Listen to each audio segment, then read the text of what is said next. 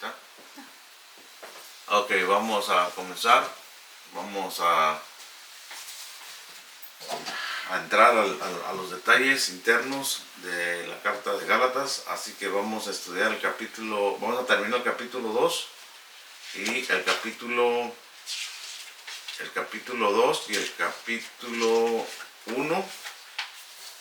Nos quedamos en el 1 y vamos a mirar, ¿verdad?, la importancia de estos detalles, porque es muy difícil, ¿verdad?, que encontremos personas, ¿verdad?, que estudien a fondo los temas que estos grandes hombres hicieron.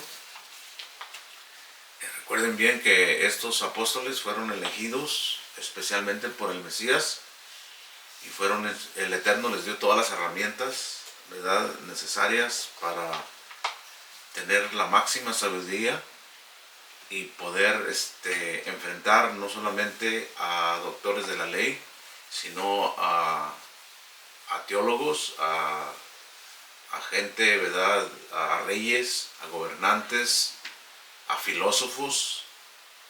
O sea, el tema de la Torah no es simplemente una religión, hablar del bien y del mal. Es hablar también de la ciencia, de la medicina, del derecho, del universo, el respeto a la tierra, el respeto al mundo vegetal, en sí todas las materias que se estudian hoy día, como la ciencia, la medicina, el derecho legal, ¿verdad?, como los abogados, la agricultura, todos los temas, ¿verdad?, que la gente hace dinero por estudiar esos derechos. El Eterno se los dio a los jueces de Israel. Ellos hacían el papel de abogados, ellos hacían el papel de doctores, ellos hacían el papel de jueces, porque recuerden bien que el Eterno les dio la tierra, y la tierra siempre tiene derechos, y la Torah está llena de leyes para todas las cosas. No solamente es entre cuatro paredes, ¿verdad?, lo que es bien y lo que es mal, sino afuera. La Torah tiene más afecto afuera de las cuatro paredes de una religión que adentro, porque adentro sabemos bien lo que es bien y lo que es mal, y podemos poner el dedo a las personas que no están haciendo las cosas como se deben de hacer. Pero el problema es cuando enfrentas tú afuera a personas que no tienen que ver nada con lo que tú crees, con lo que tú vives. Entonces, por eso que es importante saber a esta persona, especialmente Rash Shaul, que él fue vestido de toda esta sabiduría, porque ya poseía la sabiduría farisea. Esa ya nadie se la puede quitar. Él ya conocía las halajot, él ya conocía la tradición, ya conocía la interpretación farisea. Lo que le revelaba el Eterno fueron dos cosas importantes que hablamos la otra semana. ¿Cuál es la primera? Que Yeshua es el Mesías. ¿Okay? Que Yeshua es el Mesías. Y por eso él expresa esa en el capítulo 1, él expresa esa gratitud y ese agradecimiento a Abba Kadosh. Y dijimos la otra semana que íbamos a hablar del monoteísmo de Pablo. No vamos a hablar de él por el momento, sino lo hablaremos en un tiempo adecuado. Pero quiero enfatizar algo importante que él mismo afirma en esta carta.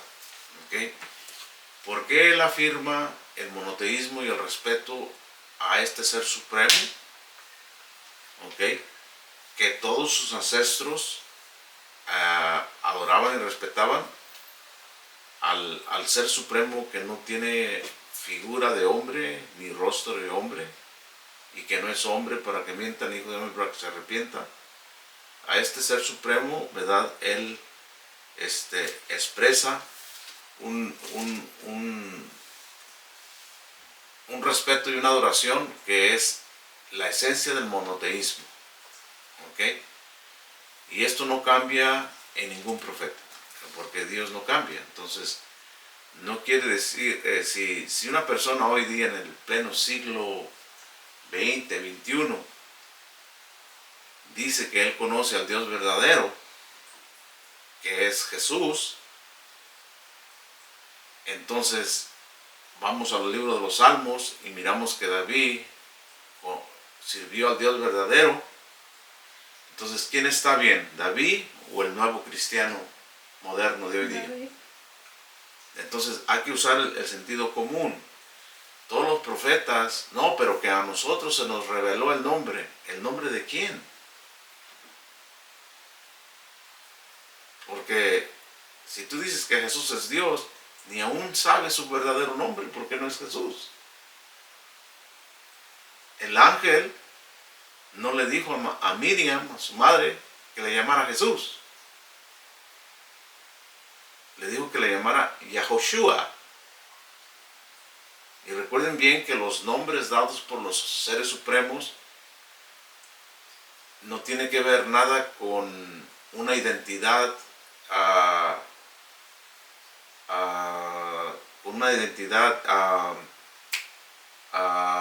de genealogía, de familia. Tiene que ver con una misión. Todos los nombres dados por Dios no los dio porque el padre se llamaba así, porque hay que defender la descendencia, no, porque ellos en particular tienen una misión específica. Es por eso que a Oseas le cambiaron el nombre de Yahushua. ¿Ok? Entonces, recuerden bien que el nombre del Mesías, el profeta Isaías dice que se llamará Emanuel. Entonces, Emanuel es un acróstico, ¿verdad?, de dos palabras, ¿ok? De dos palabras del nombre sagrado del Eterno. Entonces, recuerden bien que a Abraham se le cambió el nombre. Que cuando nació era Abraham sin la Hei, que corresponde a la H latina. ¿Ok? Cuando estaba en Ur, sus padres le pusieron así, y que no tiene el significado que tiene cuando el Eterno le agrega una letra. ¿Ok? Entonces Abraham se compone de dos palabras hebreas. Una es Abba. ¿Ok? Y Abba es padre. ¿Ok?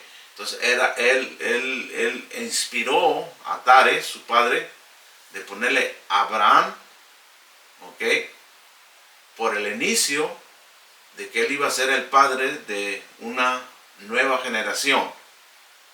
Pero fue hasta que confirmó el pacto que el Eterno le dijo: ya no se llamará tu nombre por medio del ángel Abraham, sino Abraham.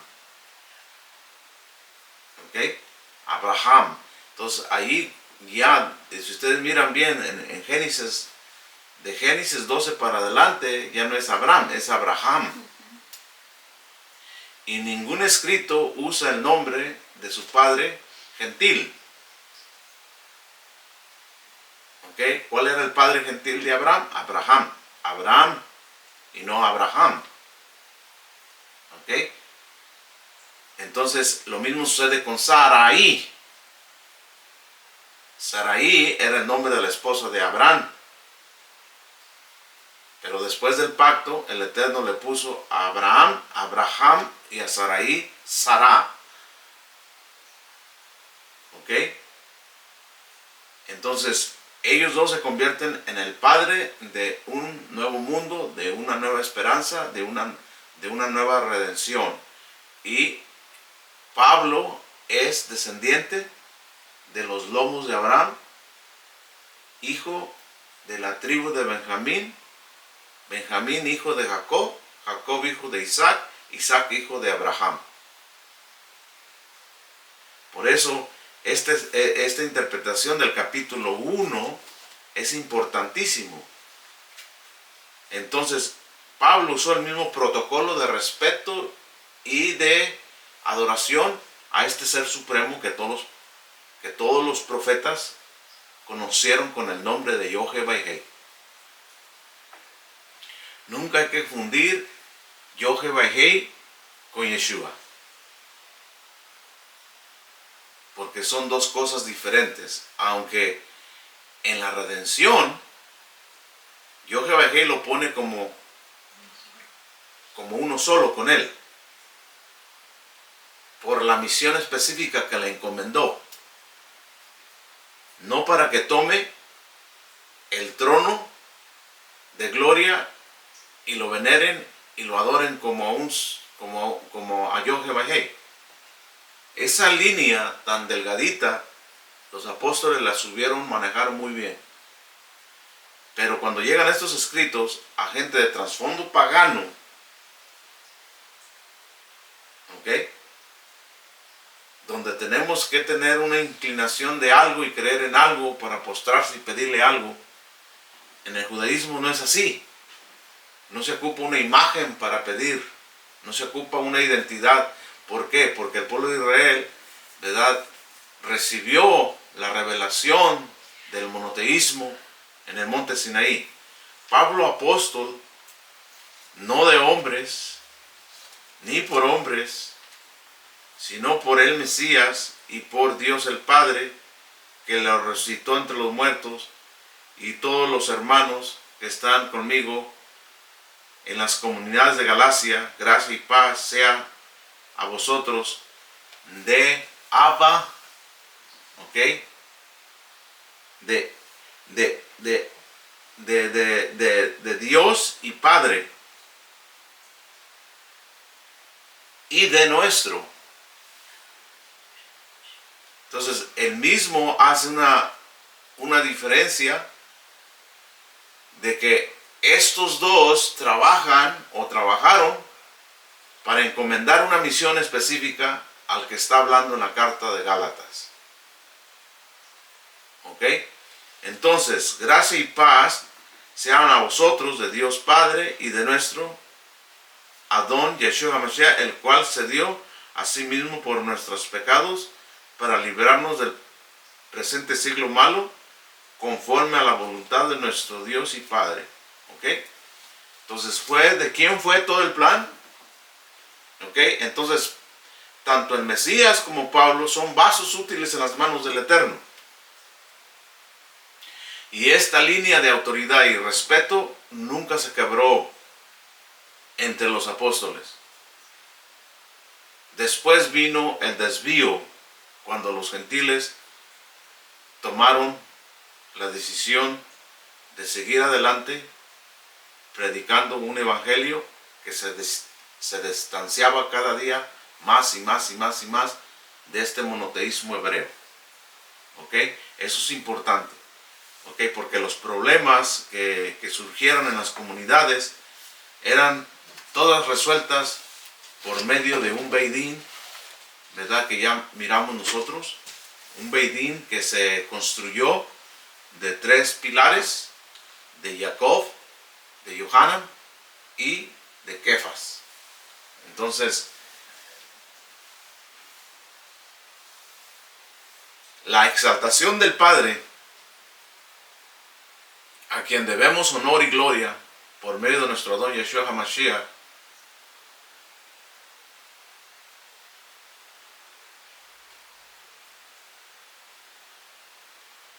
es una descripción de la situación y posición de Pablo ante la misma. ¿Ok? Entonces, él le da la honra y la gloria al Padre y al Mesías, y él no busca agradar a los hombres. Él se hace chiquito para que miren sus oidores que el que merece el respeto y la honra, ¿quién es? Abba Kadosh y su Mesías. Entonces, el honrar al Padre y el honrar al Hijo o honrar al Mesías no es idolatría.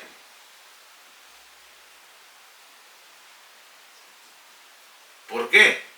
Porque está prohibido alabar a dioses. falsos. El mismo Eterno dice, no conozco Dios alguno.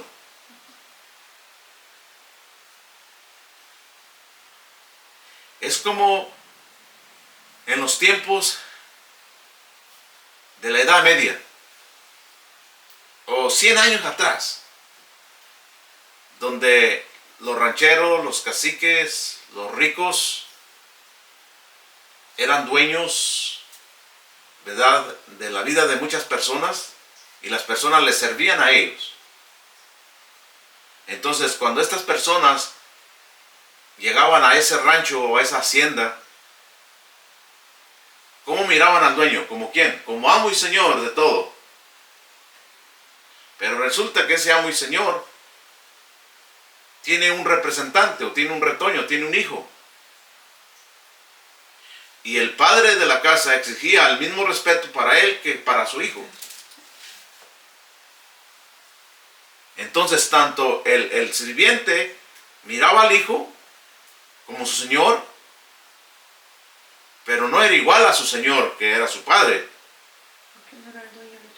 Porque no era el dueño. El dueño era de todo. ¿Qué es? ¿Cuál es el dueño de todo? Es Abacadosh, es Hashem, es Yohevahei. Pero ¿quién es el heredero de todo?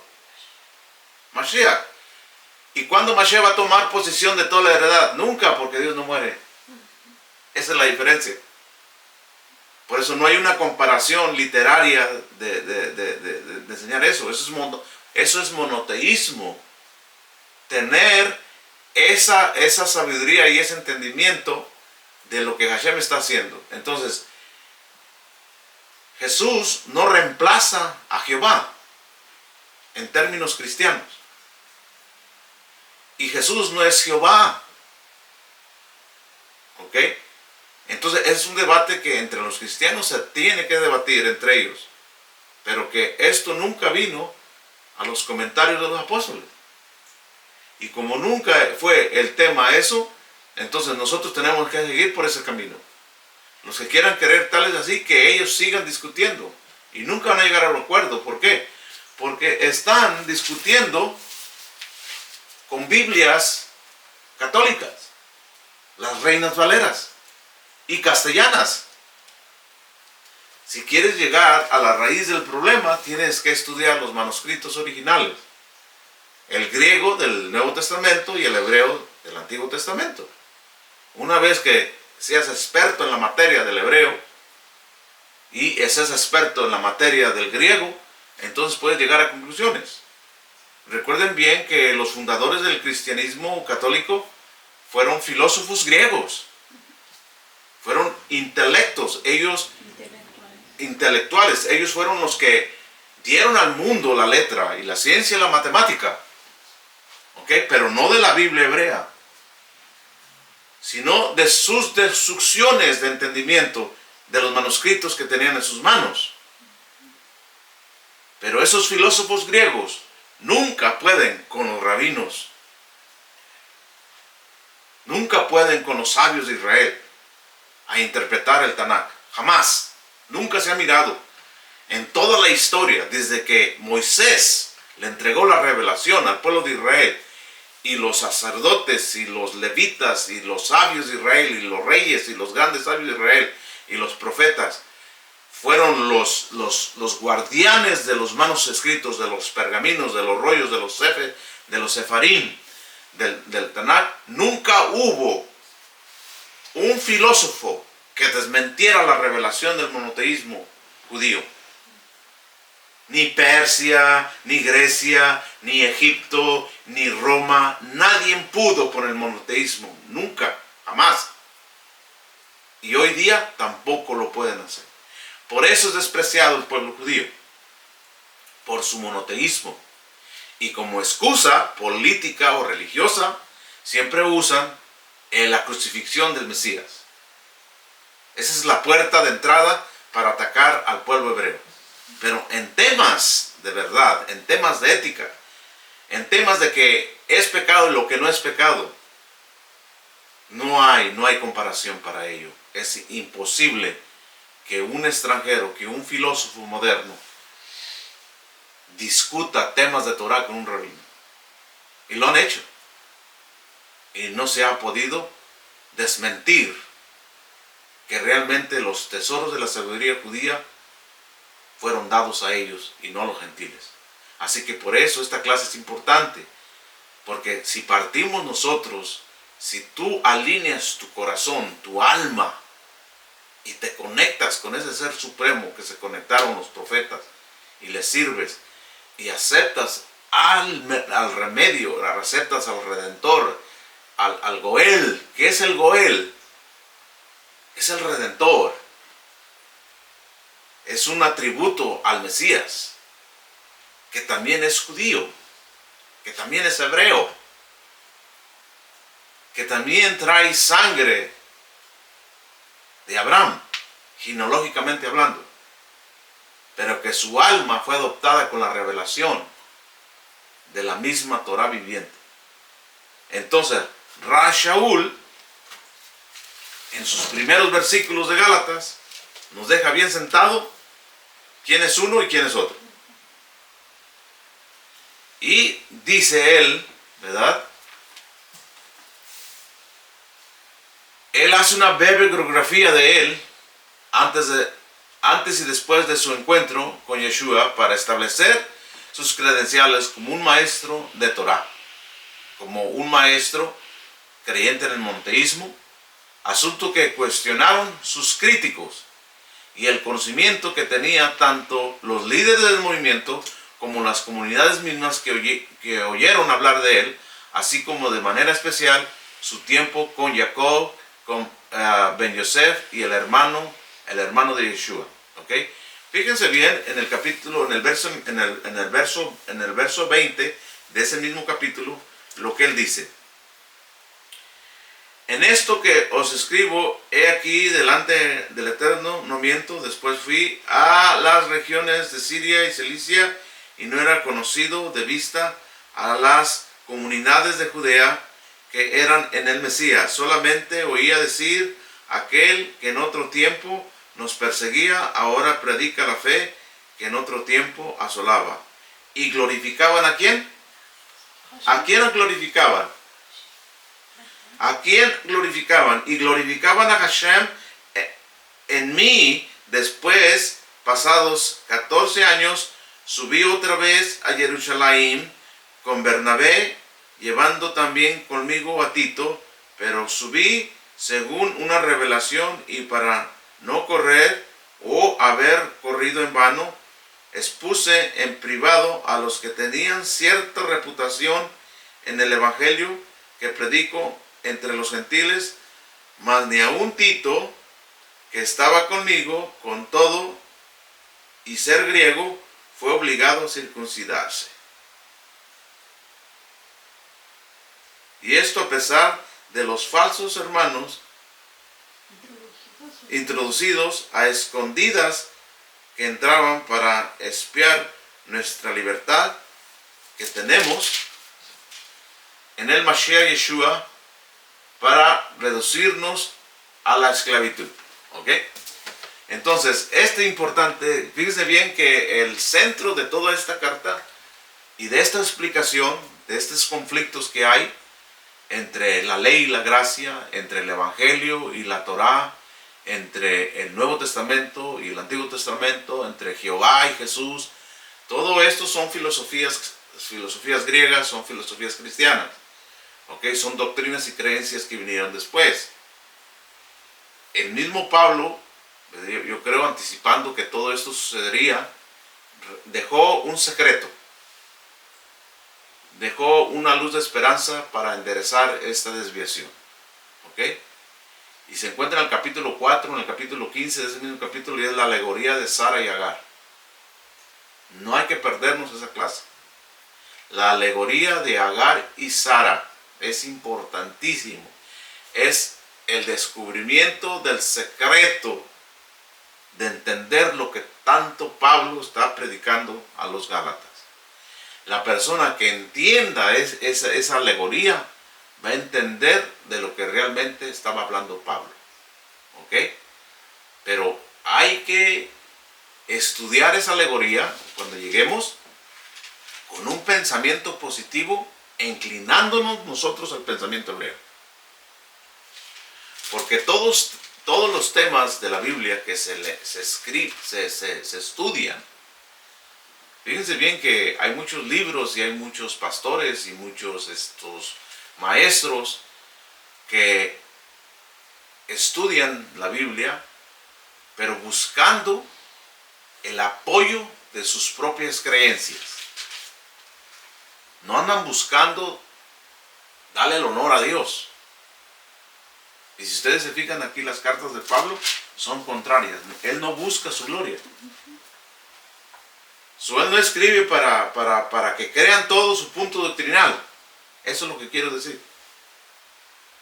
Y todos aquellos que escriben para mostrar sus puntos de vista están siendo como propios ídolos de sus propias creencias. Y ese es abodazará. Eso la Biblia le llama idolatría, porque están sirviéndose a sí mismos.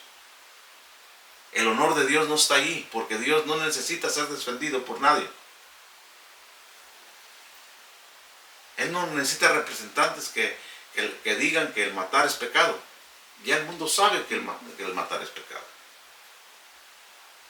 Lo que el Eterno quiere que hagamos es evitar el castigo por violar ese pecado, que es más desastroso que el propio crimen. Es lo que no entendemos nosotros de la Torá. Por eso la tomamos mucho a la ligera. Para el Eterno es más grave el castigo de la desobediencia que el mismo acto de desobediencia. Por eso Él perdona. Porque Él perdonó. Él prefiere perdonar el error que perdernos. Porque en muchos pecados lleva el pecado de Caret, que es la separación absoluta de Dios. Y la separación absoluta de Dios es el castigo más grave que puede recibir el ser humano. Más grave. ¿Por qué? Porque para Dios no existe la muerte. ¿Cuál es el castigo más grave que recibe un criminal? La pena capital, le quitan la vida. Y ya, se acabó todo. Vámonos. Ya pagó. No, para Dios no muere. Para Dios no existe la pena capital. Existe el caret. ¿Y qué es el caret? Es la separación de esa chispa divina que tienes con esa chispa que te crió. ¿Y el resultado qué es? Tinieblas y oscuridad. Donde día y noche el gusano no muere. Así expresa, el gusano no muere porque somos como gusanos. Nomás nos movemos y nos movemos, pero no movemos. ¿Por qué cree que el gusano no muere? Porque si lo pisas y dejas esa bacteria, se vuelve a vivir. Gusanos son puras bacterias. Por eso dejas tú un cesto de basura así, 4 o 3 días con el sol, ¿y qué se hace? Gusano. ¿Ok? Entonces vas y pisas todos esos gusanos así, los dejas otra vez y se vuelven a hacer. Por eso dice que el gusano no muere. Y eso es lo que hacemos cuando, eso es lo que es caret, somos gusanos. Podridos, donde quiera que nos ponen, vamos a comer. Y a contaminar. Ese es lo peor, y eso es lo que no quiere Abacadosh, porque Él es un ¿qué? Padre misericordioso. La Biblia no presenta a Yahweh como una furia, como un dictador, como un despiadado. Y esa es la imagen que los gentiles hicieron del Antiguo Testamento. ¿Por qué? Porque recuerden bien que nunca pudieron vencer a Israel. Entonces todos esos gentiles no murieron, después vinieron, después se quieren vengar. ¿Cómo se vengaron? Creando un cristianismo. Si nos vamos por ese lado, fundadores del cristianismo primitivo son griegos, romanos, egipcios y árabes. ¿Y cuál fue su primera doctrina? Cambiar los tiempos para no parecer como la chusma de judíos. Cambiaron el Shabbat, que es el que el pueblo de Israel recibe o recibió como mandamiento de descanso. El Eterno se lo dio a él como señal de pacto. ¿Qué hizo Constantino? Lo cambió por domingo. Separarlo. Y el domingo viene a ser el día del sol. Así que los cristianos, inocentemente, cuando van a la iglesia los domingos, están adorando al sol. Porque recuerden bien que el gentil siempre usa la artimaña para convencer a la gente. Dios no usa la artimaña. El Eterno usa la verdad, usa la palabra que alumbra en las tinieblas. El Eterno no usa el engaño. El gentil sí usa el engaño para engañar. Después, el 14 de Nisan es la celebración de la Pascua. Es la celebración de Pesaj, que se hace, en la liberación del pueblo de Israel de Egipto. Y que fue el día que el Mesías muere. ¿Qué hizo Constantino? ¿Verdad? Estableció la cena del Señor. En la Biblia no existe lunes, martes, miércoles, jueves, viernes, sábado y domingo. En la Biblia existe el primer día, Yom Tov, Yom Rishon, Existe el primer día, el segundo día, el tercer día, el cuarto día, el quinto día, el sexto día y el séptimo día. Y el séptimo día es el único día que tiene nombre, se llama Shabbat, no se llama sábado. ¿Y tú aguardas el sábado? No, yo no aguardo el sábado, yo aguardo el Shabbat. No, pero es sábado, ¿no? No, no es sábado.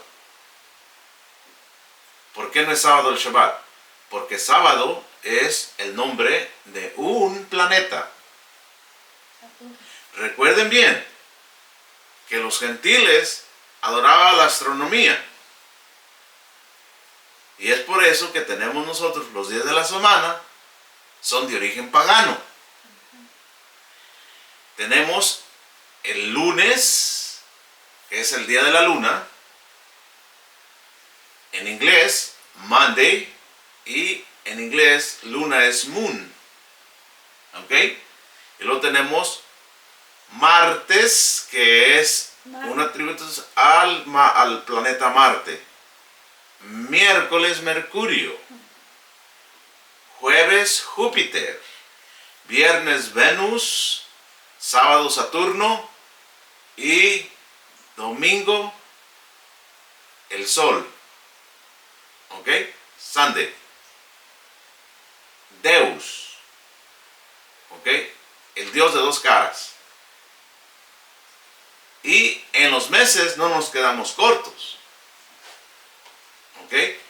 También tienen nombre de origen, ¿verdad? De origen pagano. Entonces, el monoteísmo siempre va a ser la referencia a regresar a la verdad, todo el tiempo. Porque fue el monoteísmo que hizo posible que Israel superara todos los imperios por el cual ha pasado. ¿Y cuál han usado siempre? ¿Cuál es la oración? Y con esto vamos a terminar. Ya tenemos 35 minutos. A los 40 vamos a dar el cierre. Pero hay una oración que es la identificación de todo judío monoteísta. Y que es una herencia que abrazamos con toda el alma y con todo el corazón.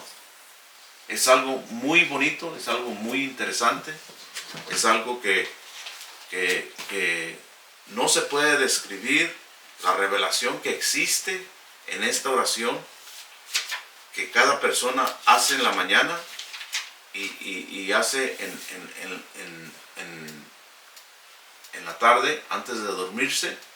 Es una confesión que tiene muchos años, que se encuentra en el capítulo, si no recuerdo,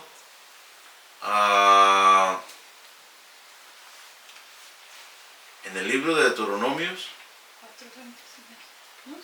4, capítulo 4. Ok, este es algo importantísimo. Y esta es una de las herencias que recibimos del judaísmo y que se quedó para siempre en nuestras almas.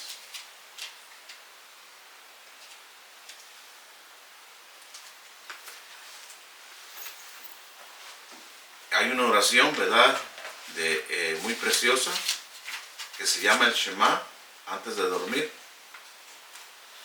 Dice así: bendito eres que haces caer los lazos del sueño sobre mis ojos, y el adormecimiento sobre mis ojos, y el adormecimiento sobre mis párpados, e iluminas la pupila del ojo. Sea tu voluntad, eterno Dios nuestro y Dios de nuestros padres, que me hagas acostarme en paz y me hagas levantar para una vida buena y en paz. Concede mi porción en tu Torah. Acostúmbrame a los preceptos y no me dejes acostumbrar a las transgresiones. No me hagas llegar al pecado, a las pruebas ni al menosprecio. Que la inclinación de bien domine en mí y que no domine en mí la inclinación del mal. Líbrame de la inclinación del mal y de enfermedades malignas. Que no me confundan mis malos sueños y ni mis malos pensamientos. Que mi progenie sea perfecta delante de ti. Ilumina mis ojos, no sea que muera en el sueño. Bendito es aquel que ilumina al mundo entero con su gloria. Y luego viene la confesión del Shema, que es así: Shema Israel, Adonai Eloheinu, Adonai Echad, Baruch Shem Kevod Malchuto Leolam Vaed. Escucha, Israel, el Eterno, nuestro Dios, el Eterno es uno y único. Bendito es el nombre de su majestad por siempre, jamás. Y va respaldado de ciertos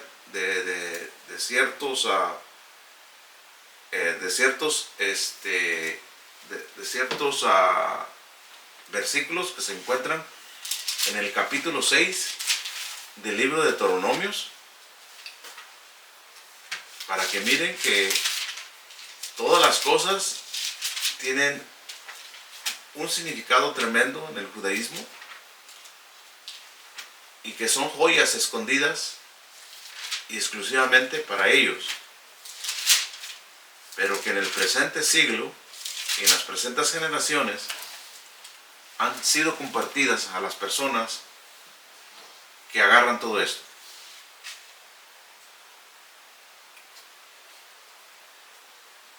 Dice, voy a leer el capítulo 6 y con este cerramos los 40 minutos que ya se pasaron y lo vamos a tener a 45. Ya leyendo este versículo cerramos el tema. Este es importante y solamente estamos en la introducción del verso 1 de Gálatas, para que miren la importancia de los apóstoles. ¿Ok? Dice, estos pues son los mandamientos y estatutos y decretos que el Eterno vuestro Dios mandó que os enseñare. Entonces, ¿se acuerdan que leímos una escritura de Efesios que habla que los mandamientos expresados en la ordenanza fueron clavados en la cruz? Estos no son los que está refiriéndose Pablo a esto. Porque ¿cómo el Eterno puede clavar sus propios mandamientos? No tiene ningún sentido.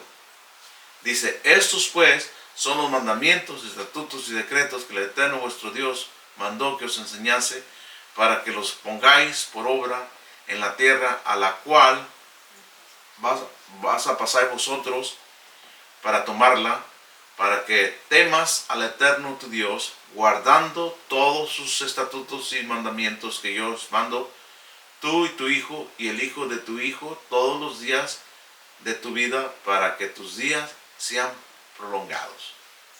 O sea, ¿cuándo va a dejar de cumplir este mandamiento Israel? Hasta que deje de existir.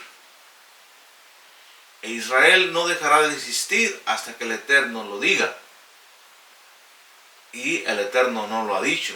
Entonces se sigue haciendo lo mismo. Porque la palabra del Eterno es poderosa y regenera en cada generación.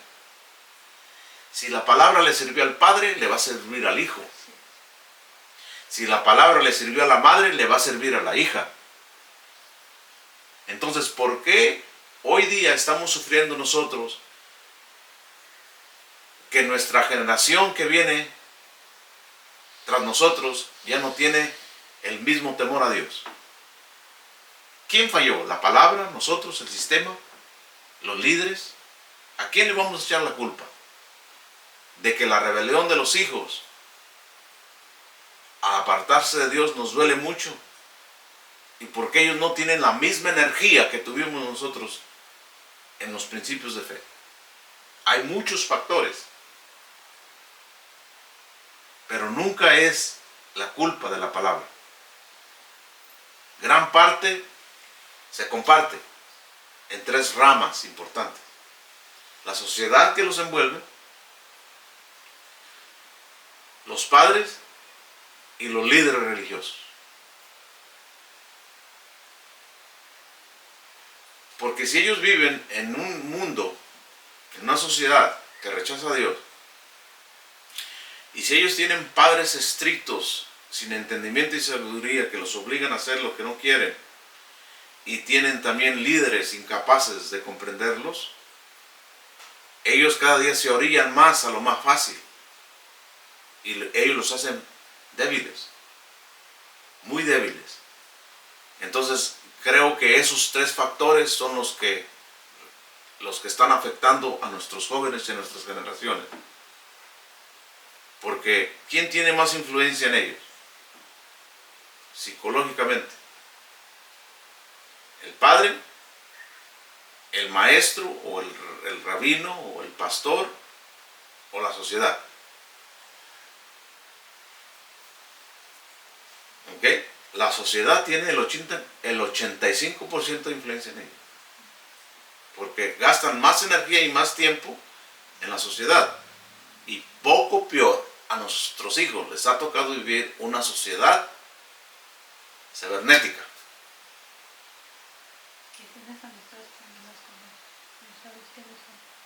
Toda la información viene a través de un mundo cibernético que es falso. Ya la información de nuestros hijos no viene a través de libros, es a través de una página de internet, y es lamentable. Yo todavía soy de los poquitos que van a la librería a buscar libros para informarme de ciertas cosas. ¿Por qué? Porque si me voy a Google me va a dar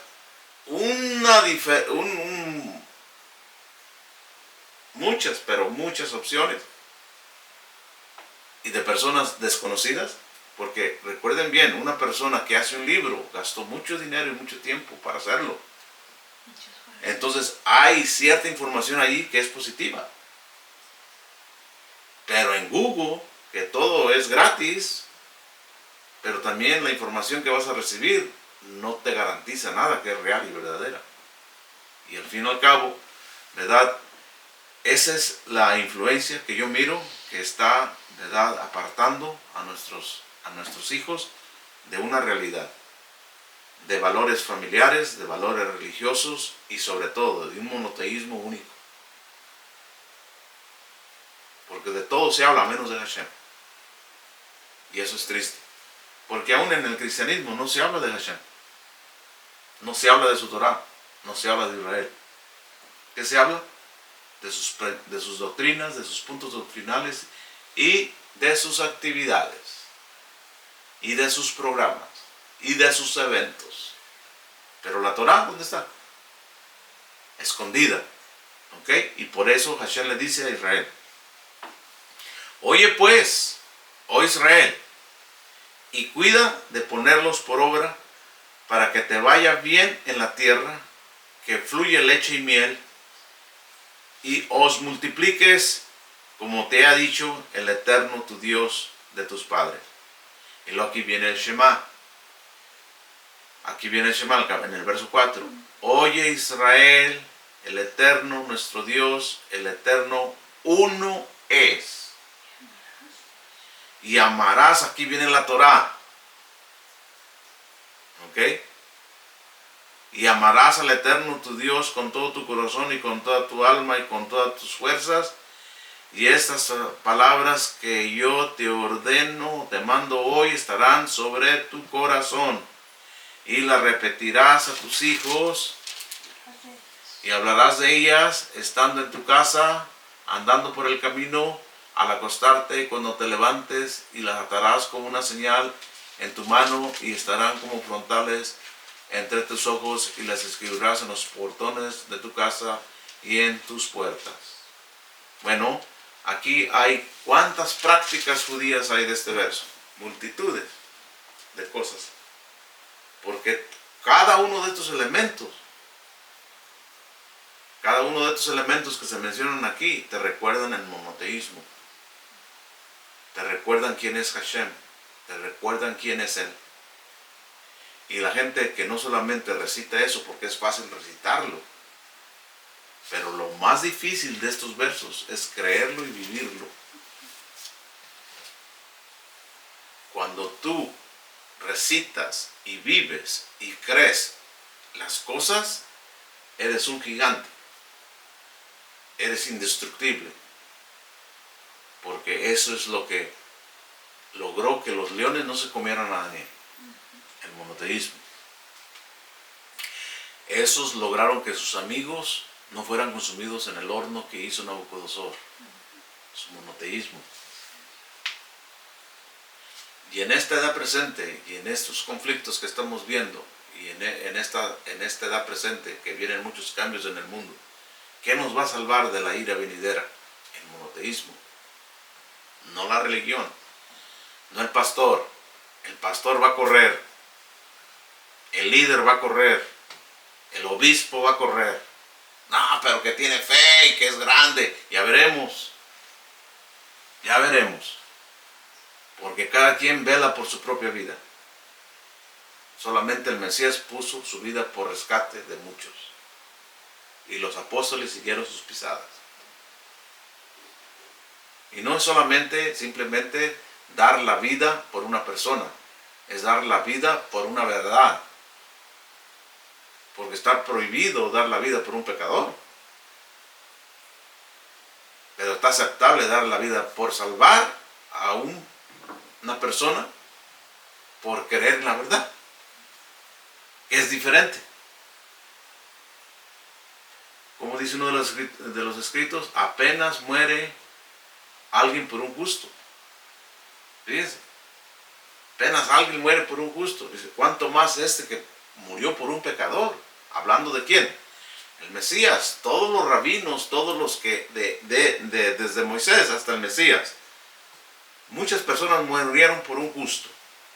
Y era aceptable porque era temeroso. Por guardarle la vida, por esconderlo, por darle mala información para que no lo mataran y mataron a él en vez de a él. Ese es dar la vida por un justo. Porque injustamente quieren matarlo. ¿Por qué? Porque es monoteísta, porque cree en el Dios de Israel, porque predica la verdad y hay que matarlo. Aquella persona que lo defiende y pierde su vida tiene un gran mérito. Pero el Mesías fue más allá. No solamente murió por los justos, también murió por los pecadores. Y es lo que Pablo está hablando aquí. Que él no es apóstol de hombres ni puesto por hombres. Porque si haya sido de esa manera, haya castigado con, recuerden bien, ¿verdad? Que en el primer siglo todavía existía, ¿verdad? La ley de castigo de ojo por ojo y diente por diente. Entonces, los apóstoles, ¿verdad? Y todos los fariseos Cuando una persona violaba un mandamiento, tenían el derecho de castigarla con látigos. Pablo fue castigado por sus hermanos muchas veces por látigos. Cosa que hoy día no se mira. ¿Se imagina cuántos cristianos o cuántas personas estuvieran en iglesias si se castigara el pecado? Dígame. Entonces no hay que malinterpretar la escritura. Por eso pensamos que el evangelio perdona todo, que el evangelio es mejor que la ley de Moisés. No existe un evangelio como tal. El evangelio es una palabra que fue traducida a nuevas noticias o las nuevas de salvación.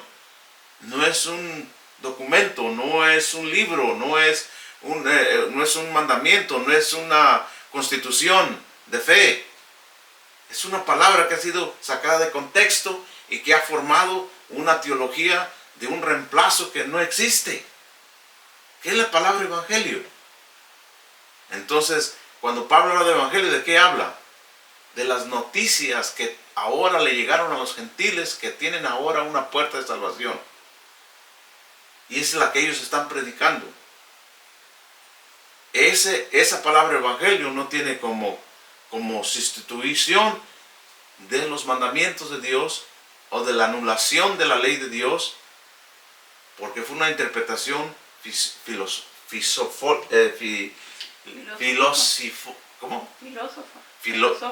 filosóficamente fue introducida como algo separado, ¿verdad?, del judaísmo. Entonces, para la otra semana vamos a entrar al capítulo, ni siquiera entramos al capítulo 2 del libro de Gálatas, pero tenemos que convencernos que la felicidad y la paz y la libertad, ya sea en nuestra vida religiosa o en el mundo secular o en donde quiera que tú vivas, siempre va a ser el monoteísmo. El monoteísmo. Porque cuando una persona es monoteísta, no se le cierran las puertas. No hay camino que no pueda caminar. No hay mar que no pueda cruzar. No hay desierto que pueda cruzar. No hay barrera que no pueda tumbar. Los problemas todo el tiempo van a existir. El problema no es el problema. El problema es superar el problema. ¿Y qué es lo que te ayuda a hacer eso? El monoteísmo. Y ese es un gran mérito que el Eterno le dio a los hijos de los hombres para superarse en la vida. Así que para la otra semana, con la ayuda del Eterno, vamos a entrar al capítulo 2 del libro de Gálatas. Shalom, shalom a todos.